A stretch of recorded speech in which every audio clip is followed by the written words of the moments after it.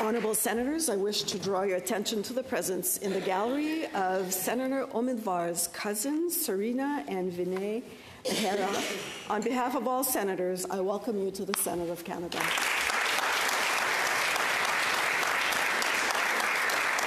Senator Omidvar. Thank you, Speaker. Colleagues, with my American cousins in the gallery, I wish to remark on the relationship Canada has with our neighbours to the south. We are indeed from the same family, but like cousins, we have different histories, sensibilities, and personalities.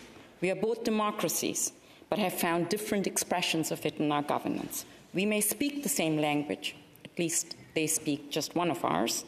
We share significant parts of our cultural norms with them, but we are not the same. It is not easy living next to the most powerful country in the world. The metaphor has often been drawn of a mouse and an elephant. The elephant is likely to forget that the mouse exists, and the mouse worries daily that it will get crushed. As Lester Pearson so aptly remarked, Americans often tend to consider us not a foreign nation at all, but one of them.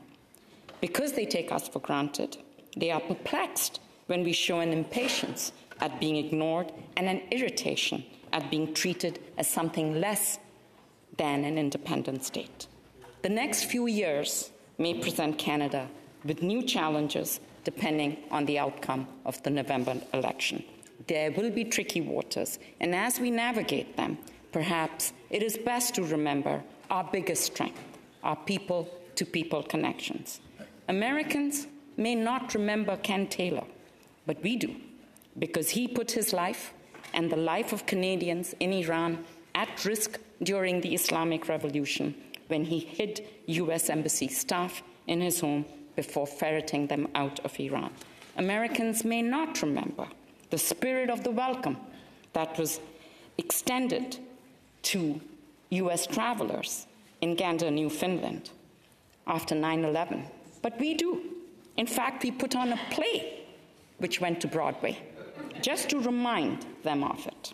Americans may not know that the new bridge connecting Windsor to Detroit, which will bring untold benefits to both nations, is being funded entirely by Canada. I am, of course, relying on my American cousins to spread the news. The warmth of this relationship found its best expression during the tenure of Prime Minister Brian Mulroney and President Reagan. And we need to ensure that it reaches and extends the same heights, remembering always that we are different from them. In that difference between them and us, between life, liberty, and the pursuit of happiness on the one hand, and peace, order, and good governance on the other, are the foundations of a relationship that shall endure. Thank you.